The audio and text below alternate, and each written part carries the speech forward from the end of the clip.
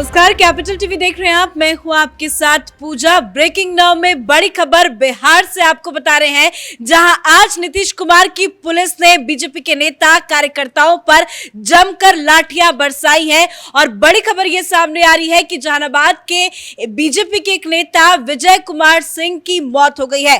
दरअसल लाठीचार्ज में विजय कुमार सिंह जो है वो घायल हो गए थे। उसके बाद उन्हें अस्पताल में भर्ती कराया गया था। उसके बाद अब उनकी मौत की बड़ी खबर सामने आ रही है। इसी के साथ बताया जा रहा है कि पुलिस ने जिस तरह से लाठीचार्ज किया है, जमकर डंडे बरसाए हैं, उसमें कई और ऐसे लोग हैं, कई बीजेपी के ऐसे नेता हैं, कार्यकर्ता हैं जो अस्पताल में भर्ती हैं, वो भी घायल है। इस बड़ी खबर पे मेरे साथ न्यूज रूम से जुड़े हुए हैं कैपिटल टीवी के एग्जीक्यूटिव एडिटर राजीव जी। राजीव जी, किसकी मौत हुई है, क्या कुछ पूरी जानकारी सामने आ रही है? देखिए, सबसे बड़ी बात तो यह है कि यह मौत नहीं है, ये नीतीश कुमार ने हत्या की है विजय कुमार सिंह की।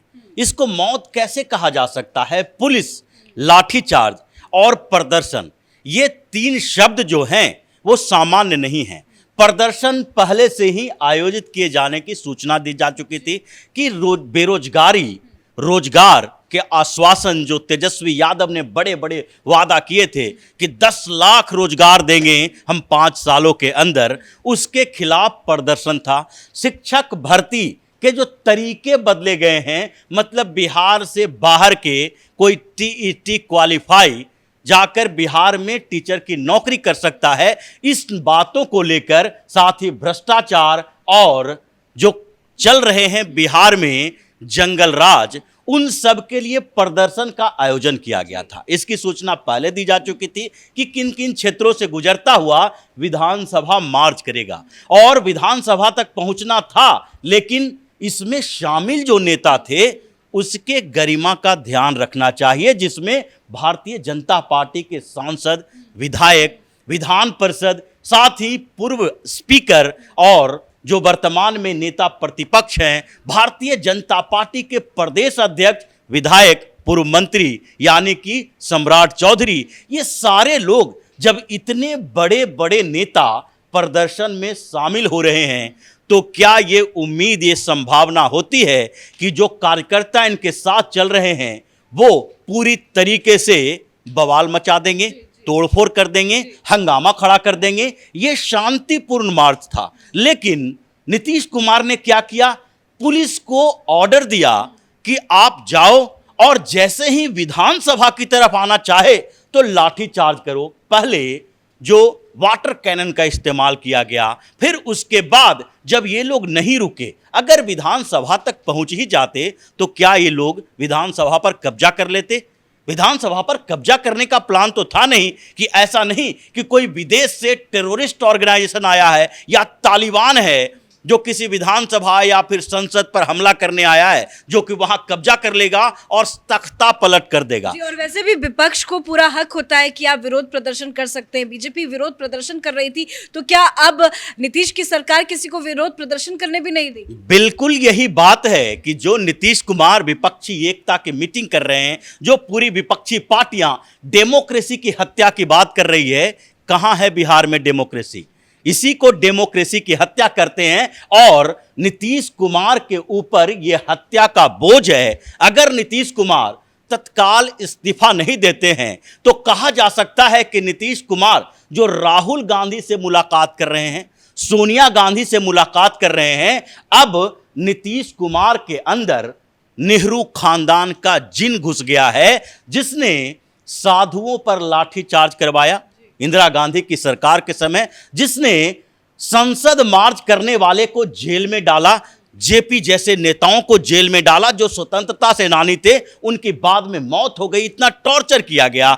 वही कांग्रेस, वही इंदिरा गांधी, वही नेहरू गांधी खानदान जो है, उसका जिन नीतीश कुमार में घुस गया है और इसीलिए नीतीश कुमार अब हत्यारा हो गए हैं। लालू यादव के साथ जब इन्होंने गठबंधन किया, तेजस्वी यादव को सीएम, डिप्टी सीएम बनाया, तो उस समय ही एक बात तो तय हो गई थी कि नीतीश कुमार अब जंगल राज यानी गुंडा माफियाओं का साथ लेने के लिए तैयार हो गए हैं। लेकिन जिस तरीके से बर्बरपूर्ण हत्या की गई एक भारतीय जनता पार्टी के नेता की। और ये एक हत्या एक ही नहीं है, बल्कि वहां पर कई लोग और थे। जैसे भारतीय जनता पार्टी के सांसद सिग्रीवाल के सर में चोट लगा है, वो घायल हैं, हॉस्पिटल में इलाज चल रहा है। भारतीय जनता पार्टी के प्रदेश अध्यक्ष सम्राट चौधरी की पिटाई हुई है, वो भी अपना इलाज करवा रहे हैं। तो क्या जानबूझ के बड़े बड़े नेताओं को निशाना बनाया गया, उन्हें पीटा गया?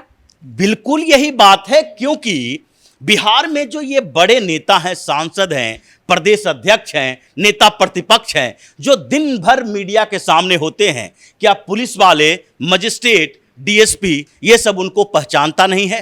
क्या उनको सुरक्षित नहीं रखा जा सकता था? उन्हीं के ऊपर जानबूझकर प्रहार क्यों किया जा रहा है? यानी नीतीश कुमार अब दहशत की राजनीति, भय की राजनीति करना चाहते हैं, जो पश्चिम बंगाल में हो रहा है, जो लालू राज में हुआ था, अब फिर से उसको दोहराया जा रहा है। इसलिए सबसे बड़ा सवाल तो यही है कि क्या नीतीश कुमार इस हत्या का बोझ उठाकर सीएम की कुर्सी पर चिपके रहेंगे? ये वही नीतीश कुमार हैं जो 2014 में जब भारतीय जनता पार्टी के साथ गठबंधन तोड़ा था, पीएम मोदी के कारण, जब मोदी प्राइम मिनिस्टर के कैंडिडेट बनाए गए, तो नीतीश कुमार को लगा कि अब हमारा अल्पसंख्यक वोट मुस्लिम हमसे नाराज हो जाएगा, क्योंकि मोदी के ऊपर तो ऐसे बड़े बड़े आरोप लगाए जा रहे थे कांग्रेस की तरफ से कि ये तो हत्यारे हैं, ये खून खराबा करवा के रखे हैं। तो जिस तरीके से उनके ऊपर टैग लगाने की कोशिश की गई थी, नीतीश कुमार पीछे हट गए, भाजपा से गठबंधन तोड़ा और फिर से चुनाव में गए। 2014 के चुनाव में जब हार हुई जनता दल यूनाइटेड की, तो नैतिकता के आधार पर इन्होंने चीफ मिनिस्टर पद से इस्तीफा दिया और फिर जीतन राम मांझी को चीफ मिनिस्टर बनाया था, मुख्यमंत्री बनाया था। अब नीतीश कुमार कहें कि नीतीश कुमार, लालू यादव, ये रामविलास पासवान जो थे, मुलायम सिंह यादव के परिवार के लोग, ये सारे के सारे जो अभी क्षेत्रीय पार्टियां ज्यादातर है, समाजवादी पार्टी या समाजवादी परिवार की पार्टियां हैं, वो सारी की सारी जनता पार्टी से निकली है, जिसने कांग्रेस के खिलाफ आंदोलन किया था, इमरजेंसी के खिलाफ, इंदिरा गांधी के आपातकाल लागू करने के खिलाफ, डेमोक्रेसी की हत्या के खिलाफ। और इन लोगों को अब डेमोक्रेसी का हत्यारा बताया जा रहा है, जो उल्टा चोर कोतवाल को डांटे वाली बात, ये सब मिलजुल कर बार बार कह रहे हैं कि पीएम मोदी डेमोक्रेसी की हत्या कर रहे हैं। अगर पीएम मोदी डेमोक्रेसी की हत्या करते होते तो ये जो विपक्षी पार्टियों की हमेशा रैली होते रहती है, जो ये कांग्रेस ने मौन सत्याग्रह किया, हर जगह पुलिस पहुंच जाती कि क्यों तुम ऐसे पोस्टर लगाए हो, जो मार्च निकाला जाता है संसद के आसपास, जो दिल्ली में हंगामा खड़ा किया जाता है, संसद के पास तो छोड़ दीजिए, दिल्ली में महीनों तक हाईवे को जाम करके किसानों ने रखा। क्या उस पर इस तरीके से लाठीचार्ज हुई, लोगों की मौत हुई, या फिर इतने समय तक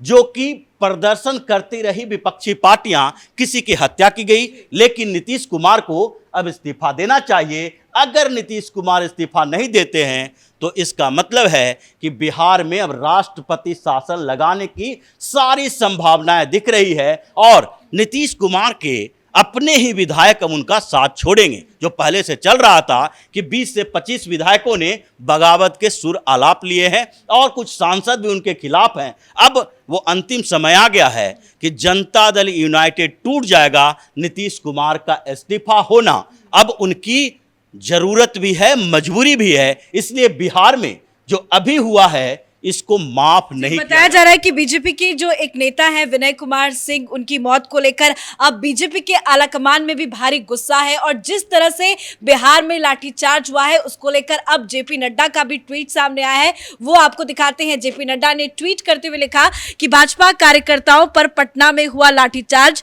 राज्य सरकार की विफलता और बौखलाहट का नतीजा है। महागठबंधन की सरकार भ्रष्टाचार के किले को बचाने के लिए लोकतंत्र पर हमला कर रही है। जिस व्यक्ति पर चार्जशीट हुई है उसको बचाने के लिए बिहार के मुख्यमंत्री अपनी नैतिकता तक भूल गए हैं। तो सीधा सीधा हमला नीतीश कुमार पर जेपी नड्डा ने किया है, सीधा सीधा हमला तेजस्वी यादव पे भी किया गया है। बड़े बड़े नेताओं के अब ट्वीट भी सामने आ रहे हैं। क्या माना जाए कि अब आलाकमान बिहार में कुछ बड़ा एक्शन लेने की तैयारी? देखिए, एक्शन तो हो चुका है। जिस तरीके से पिछले दिनों अमित शाह का दौरा हुआ, बैठकें हुई और नीतीश कुमार और लालू यादव को छोड़कर कांग्रेस और सीपीएम सीपीआई जो 4 पार्टियां हैं इन लोगों की, ये 4-5 पार्टियों को छोड़कर जितनी भी रीजनल पार्टियां हैं सब एनडीए के साथ आ गई है। यहां तक कि नागमणि जो नीतीश कुमार के साथ पहले रहा करते थे, वो अमित शाह से मिलकर बोले कि हमें अपने साथ रखिए, हमें सीट से मतलब नहीं है। तो सारी पार्टियां इनके साथ है। सबका कहना है कि नीतीश कुमार की पार्टी के